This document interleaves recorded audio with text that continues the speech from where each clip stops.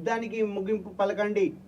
So ఇంతకు మాత్రమా సహాయం వృధా చేయవద్దు. రష్యా ఉక్రెయిన్కు ప్రధాని మోడీ పిలుపు. కూర్చొని మాట్లాడుకోవాలని హితవు. శాంతి ప్రయత్నాల్లో క్రియాశీలక పాత్ర పోషించేందుకు భారత్ సిద్ధమని ఉద్ఘాటన.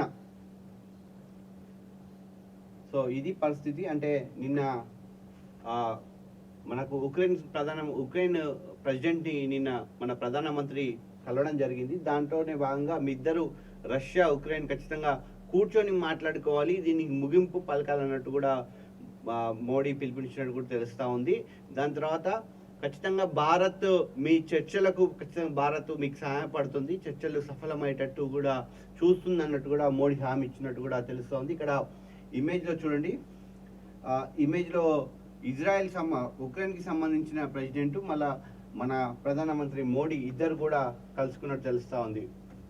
నెక్స్ట్ అక్రమ నిర్మాణాలు కూల్చుతాయని హైడ్రాపై బురద. సో బురద తల్లినట్టే ఉంటుంది సార్ మీకు.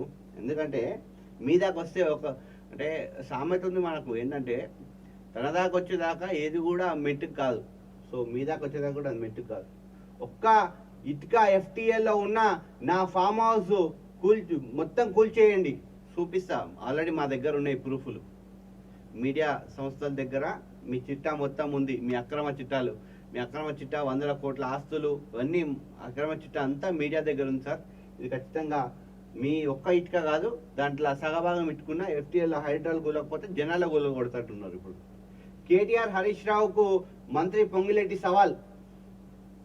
సో అది అక్రమ అంటే హైడ్రా ఒక్కొక్క రాజకీయ నాయకుని వన్లో వణుకు పుట్టిస్తూ ఉంది.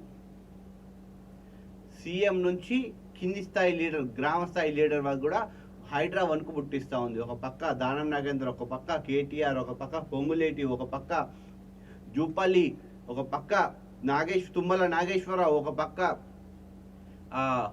ఏమంటారు మన సీఎం రేవంత్ రెడ్డి తమ్ముడు, ఒక పక్క సీఎం ఫామ్ హౌస్, వీళ్ళందరూ కూడా ఓరి తెచ్చుకున్నట్టు కనబడుతూ ఉంది. సో హైడ్రా ఆ విషయంలో మాత్రం గట్టిగా ముందుకెళ్తా ఉన్నారు. ఒకవేళ హైడ్రా కూడా ఈ అధికారులకు లొంగినట్టయితే మాత్రం జనాలే హైడ్రాను కూలగొట్టే పరిస్థితికి కూడా వస్తుంది. ఎందుకంటే జనాలని ఆసరా చేసుకొని అమ్మిన లేఅవుట్లను హైడ్రా పరిధిలో కంటే అక్కడ ఉన్న చుట్టుపక్కల హైడ్రా పరిధిలోకి తీసుకొచ్చారు. ఇప్పుడు కన్వెన్షన్ హాల్ కూడా అదే పరిస్థితి నాగార్జున. సో 2014 నుంచి ఇప్పటిదాకా కాపు కూడా వచ్చాడు, కానీ ఇప్పుడు ఏం చేయలేని పరిస్థితిలో నాగార్జున ఉన్నాడు. సో ఇది పరిస్థితి. ఒకవేళ నిజంగానే పొంగులేటి దాంట్లో కూడా సర్వే చేసి FTLలో రాకపోతే మాత్రం ఓకే, వస్తే మాత్రం జనాల గుల్లగొట్టే పరిస్థితికి వస్తుంది పొంగులేటిగా. ఈ పొంగు వలుతుంది మళ్ళీ.